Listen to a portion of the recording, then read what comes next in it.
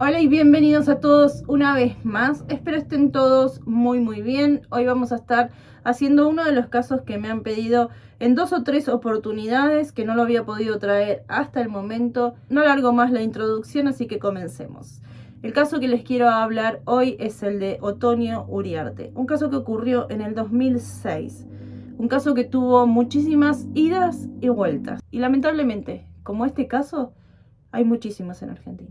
Otonio Uriarte tenía tan solo 16 años. Vivía en la República Argentina, más precisamente en Fernández Oro, en la provincia de Río Negro. Su familia y ella eran del Bolsón.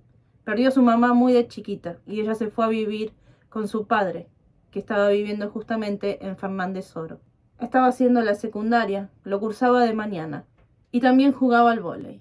Y eso fue lo que hizo ese día. El 23 de octubre del 2006 se fue a la escuela a la mañana, bien temprano. Luego se fue a la casa de una amiga. Se manejaba en bicicleta para todos lados. Ahí dejó su bici y luego se fue a jugar al vóley, como era su costumbre. Tenía que regresar cerca de las 11 de la noche aproximadamente. Se demoró un poquito más porque se quedó hablando con unos amigos. Esos amigos la vieron acercarse hasta el lugar donde tenía que retirar su bicicleta. Era más que nada una avenida donde todavía se veía que había luz. Ella vivía en la zona de Chacras, donde el camino es más oscuro, es de tierra y donde las casas están muchísimo más distanciadas unas de otras. Otonio, en algún momento, en algún lugar, alguien la interceptó y Otonio no llegó a su casa. En esta casa es donde ellos comúnmente dejan la bicicleta, porque después nosotros vivimos en la finalización de la calle. Todos los días hacen lo mismo, hacen sus tareas en el pueblo y después pues, regresan a la casa con su bicicleta.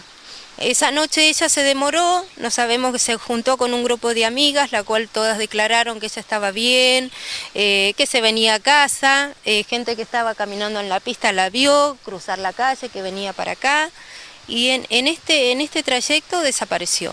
Preocupó mucho esto a los padres porque no solía irse sin avisar, o cuando se demoraba un poco, ella avisaba. Pero no fue eso lo que pasó esta vez. Otonio no avisó que llegaría más tarde. Y ahí comenzó una búsqueda desesperada, tanto de familiares, amigos, vecinos. Todos la estaban buscando. De más está decir que lo primero que hicieron fue llamar a su celular. Su celular daba señal, pero no contestaba. Al otro día ya comenzó a dar apagado, como si la batería se hubiera agotado. El padre pudo averiguar entre todos los vecinos a los que preguntó si alguien sabía algo, que habían encontrado un celular cerca de la zona donde ella se extravió. Este hombre, un albañil, se lo describió, le dijo cómo era, y Roberto Uriarte dijo que sí, que ese teléfono que le estaba describiendo era el de Otonio. Este hombre le dijo, lamentablemente yo ya no lo tengo, porque se lo di a mi amigo que no supo usarlo y lo quemó en unas brasas. Fueron hasta el lugar, pero el teléfono ya prácticamente no quedaba nada más que plástico derretido. Las autoridades, como siempre, haciendo caso omiso de la demanda de los padres, donde estaban denunciando la desaparición de Otonio, dijeron que en realidad ella seguramente se fue, que seguramente luego volverá, como hacen todos los adolescentes. Y es por eso que la policía no lo buscó a Otonio. Nunca la buscaron. Luego de que pasó mucho tiempo recién ahí, comenzaron a hacer algo. Mientras tanto, amigos y familiares realizaban ya un montón de marchas para pedir que Otonio apareciera. Nadie la había visto. Eran pocos metros en los que ella desapareció. Mucha gente la estaba buscando y muchos de sus compañeros también ayudaban, porque Otonio era considerada como una jovencita muy querida. Era tan enérgica y tan sonriente que contagiaba su forma tan positiva de ser a todos. Por eso que a todos le pegó muy fuerte lo que pasaba con ella, porque ella no aparecía. Las marchas se replicaron tanto en Chipoleti, Bariloche, El Bolsón, todas las localidades de Río Negro. Mientras tanto, el papá, cuando veía que pasaban los meses y nadie le daba respuesta de dónde estaba Otonio, él mismo se iba a buscarla directamente a todos los prostíbulos que conocía de la zona o que la gente del lugar le informaba dónde había uno. Pero él también tuvo que recibir la acusación y el hablar de estos lugares cuando son muy chicos. En ese momento la población era de aproximadamente unos 6.000 habitantes. Prácticamente se conocen todos y donde todos suelen hablar, a veces sin conocimiento de causa. Y acusaron de que el padre podría llegar a tener algo que ver. Pero el padre fue uno de los primeros y una de las personas que más se abocó a la búsqueda de Otoño. Tanto en las marchas o en todos lados buscó a su hija. Por eso uno de los sospechosos fue él. Y también otro de los sospechosos para las autoridades fueron las personas que encontraron el celular de Otoño. Eran dos albañiles. Evidentemente a estas personas les gustaba mucho tomar alcohol, vivían en una casilla bastante precaria, pero las autoridades dijeron haber encontrado en este lugar, bien de película, unas notas de diario, recortes de diario, donde se hablaba de la desaparición de Otoño, y además decían haber encontrado manchas de sangre. Entonces se estaba por resolver el caso de Otoño y estos dos eran los responsables. Esto es algo que se suele ver muchísimo, lamentablemente, en los casos que me toca hacer de mi país, donde las autoridades buscan a cualquiera para acusar y donde se plantan muchísimas pruebas, que mucha de la gente del lugar sabe que son plantadas por aquellos que tienen autoridad y poder. Y esto fue lo que pasó con estos sujetos. Fueron acusados de haber hecho algo con Otoño. El albañil, el que le contó al papá que había encontrado el teléfono, tiempo después muere en un accidente de tránsito cuando es atropellado por un auto en la ruta. Sobre esta parte de la investigación quedó en la nada. Otra de las cosas que se sospechaba era que Otoño haya sido víctima de trata de personas, es decir, que haya sido llevada a trabajar a uno de estos prostíbulos. De hecho, por eso su papá iba a buscarla continuamente a estos lugares. En la investigación, mientras se buscaba a Otoño, se realizaron muchísimas escuchas. De hecho, se dice que hay muchísimos audios que se realizaron en su momento sobre las escuchas telefónicas. Se habían intervenido muchísimos teléfonos y de muchísima gente. En una de esas llamadas telefónicas que fueron intervenidas, se puede escuchar a un comisario de Choel, un lugar bastante cercano al Bolsón, decirle a un proxeneta, hablando muy descaradamente sobre las niñas nuevas que habían traído, que apenas habían cumplido 15 años, y qué suerte que tenía este hombre por estar al lado de ellas, y que luego se las llevara para que él le cambiara el DNI y la hiciera pasar por mayor. Esta jovencita era de La Pampa. Nunca se supo, porque nunca se investigó, si esta niña era o no Otoño. Luego de que se realizó esta escucha, se la enviaron a un fiscal que debía rendir cuenta a otros. Este hombre se olvidó y esperó 2 meses para hacer pública esta escucha, o es mejor dicho, para hacer la denuncia sobre lo que habían escuchado. Obviamente, 2 meses después, ya nadie estaba en ese lugar, todo se había cubierto. No había ninguna chica, no había nada. Este fiscal solamente recibió una sanción de 20 días y hoy sigue trabajando por ahí. El comisario que intervino o la policía que fue escuchado en esas llamadas, bien, gracias, sigue trabajando, ya se habrá jubilado, vaya a saber, pero nunca pasó absolutamente nada con respecto a eso. Hasta este punto llega la impunidad que hay en este tipo de casos que se repiten a diario y no tan solo en Argentina. Volviendo al caso, lamentablemente para la familia, 6 meses después, en una usina es hallado el cuerpo de Otoño. Fue el 26 de abril del 2007 cuando encontraron su cuerpo. Estaba entre los hierros de una esclusa de la usina hidroeléctrica del paraje 30. Esto es un canal de riego que se utiliza muchísimo tiempo, prácticamente en épocas de cosecha. Después se deja drenar el agua para que las aguas bajen porque ya no se necesita. Cuando las aguas bajaron, se encontró ahí lo que quedaba del cuerpo de ella. Pero un detalle de lo que se dijo fue que en realidad ella había sido puesta ahí con la idea de que, como esas rejillas retienen todo, pero el agua corre con tanta fuerza que todo lo que queda ahí, todo material orgánico que queda en esas rejillas, se disuelve. Eso es lo que tendría que haber pasado, o eso es al menos lo que dicen que las personas que la pusieron ahí querían que pasara, que todo se desintegrara. Pero eso no pasó.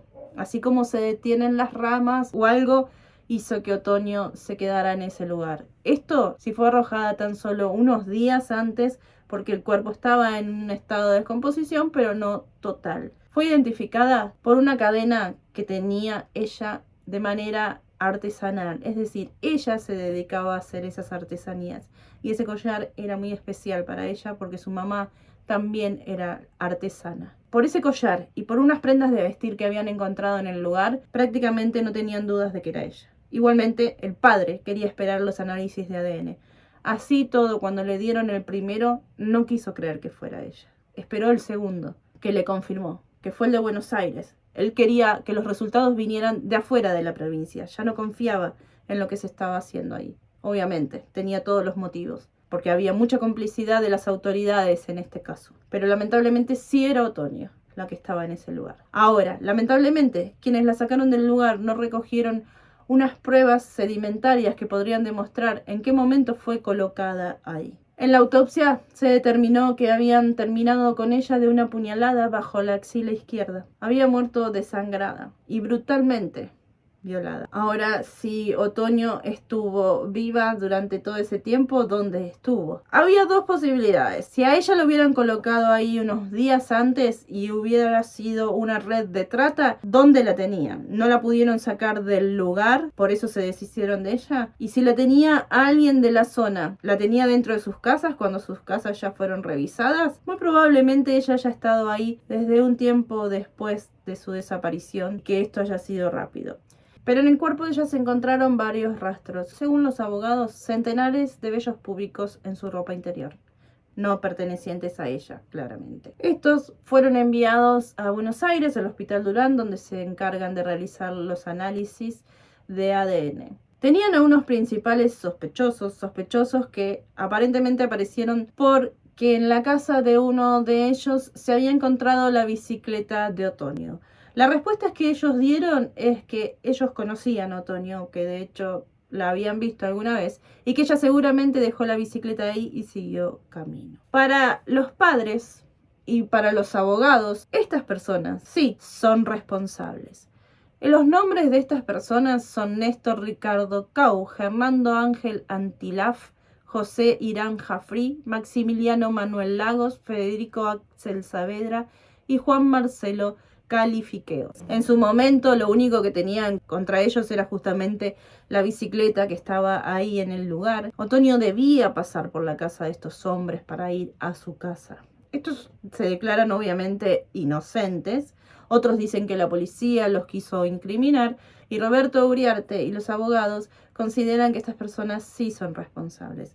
Las muestras de ADN se realizaron 4 años después, pero se realizaron sobre algunos vellos púbicos, donde la muestra resultó tener resultados, valga la redundancia, dudosos, porque los resultados dieron como que podría corresponder a 4 de los individuos que están involucrados, pero como que necesitarían hacerle más pruebas, ya que era una muestra un poco dañada. Por eso la familia en el 2010 pidió que se realizaran nuevamente estos análisis en otros lugares.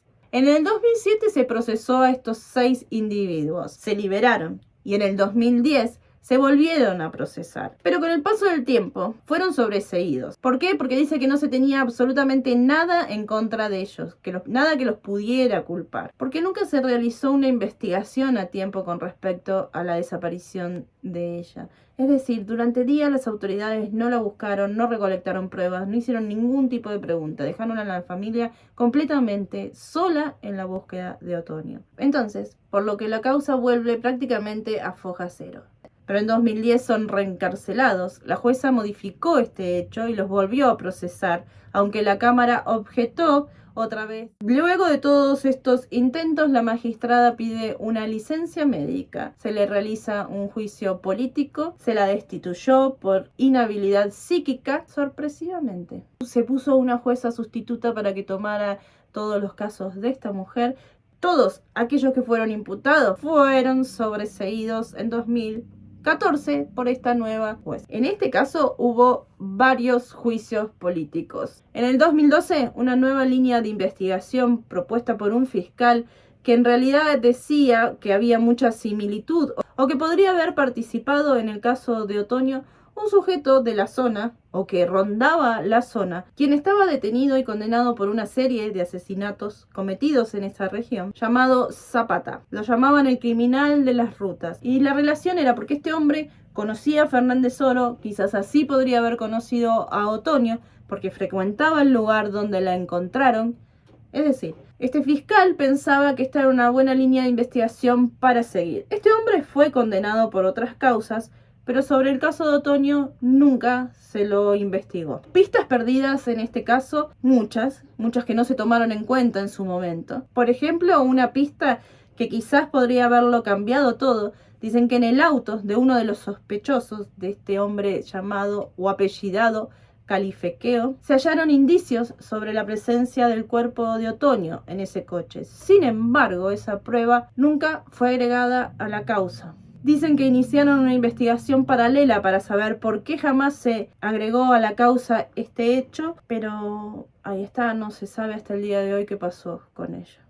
La hipótesis de la complicidad policial siempre estuvo presente, según la familia y los abogados, para que estas personas supuestamente responsables pudieran salirse con la suya, después de haber realizado una fiesta en la que Otoño fue obligada a participar en contra de su voluntad. El padre tuvo que mudarse y volvió al Bolsón.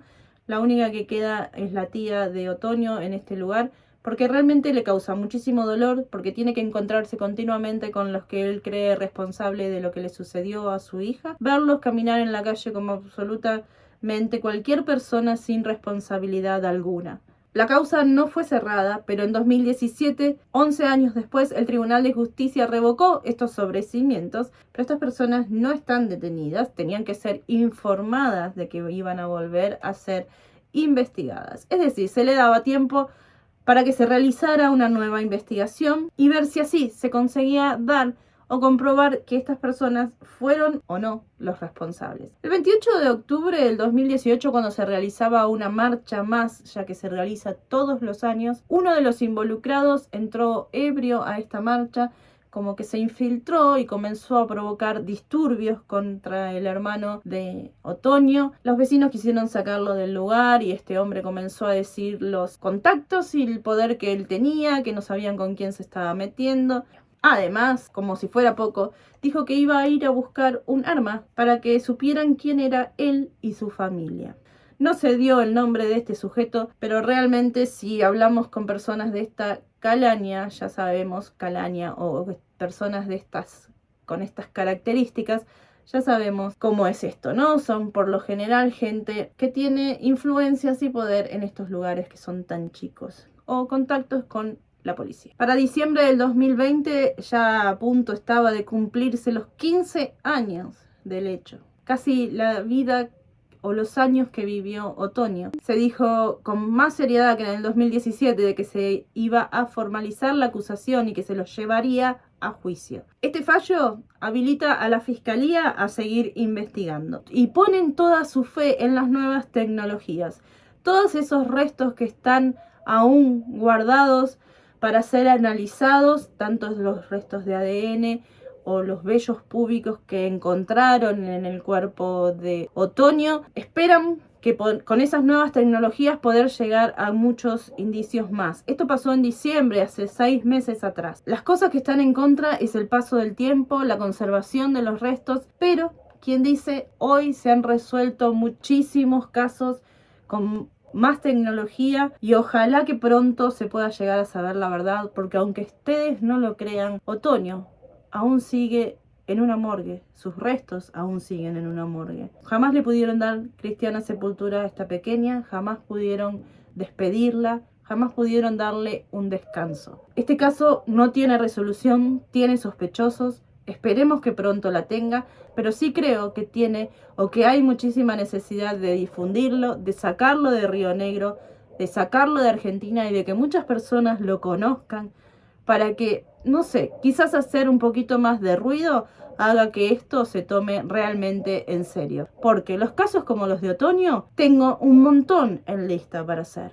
Siempre pasa lo mismo. Jóvenes con poder en un pueblo, en un lugar chico, comienzan una fiesta negra con alguna chica que agarran porque se les ocurrió y el caso termina en la nada porque ellos tienen determinado poder o contactos, muchísimos. El de Paulina Levos, que se los debo hace un montón, que me lo están pidiendo, espero poder traérselos pronto, también tiene que ver con algo parecido a esto. muchísimos. El de Gisela, que también tengo que traérselos, también de una provincia del sur, igual. De Paula Toledo, hay tantos casos. Quizás la mayoría de ustedes conozcan el caso María Soledad. Bueno, hay muchísimas María Soledad en Argentina. Muchísimas chicas que han pasado por lo mismo. Casos que se repiten una y otra vez y con toda la impunidad y apoyo de las autoridades. El otro día, cuando estaba haciendo el caso, perdí un poco la esperanza porque siempre pasa lo mismo, siempre está el poder en el medio, siempre con familias que no tienen poder adquisitivo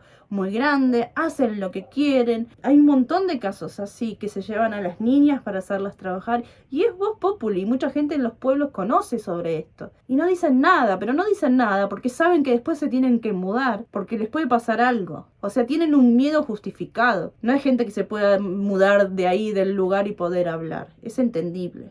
Obviamente hay gente buena, pero gente buena que no puede triunfar en medio de tanta gente con ganas de hacer las cosas. No voy a extenderme más, porque sé que hablo muchísimo, que doy muchísimo mis opiniones, pero mis opiniones en este caso van por el dolor que me causa realmente que pasen estas cosas. Cuando estaba haciendo el caso, había un video que preguntaba si alguna vez te preguntaste si te podía pasar a vos. Le puede pasar a cualquiera de nuestras sobrinas, a cualquiera de nuestros hijos, a cualquiera de nuestros hermanos. No estamos exentos y no es justo. Bueno, nada más. Ahora sí me voy a callar de verdad. Espero que pronto tenga resolución y pueda venir a decirles se resolvió el caso. Traté de resumírselo para que le quede lo más importante. No hablo más.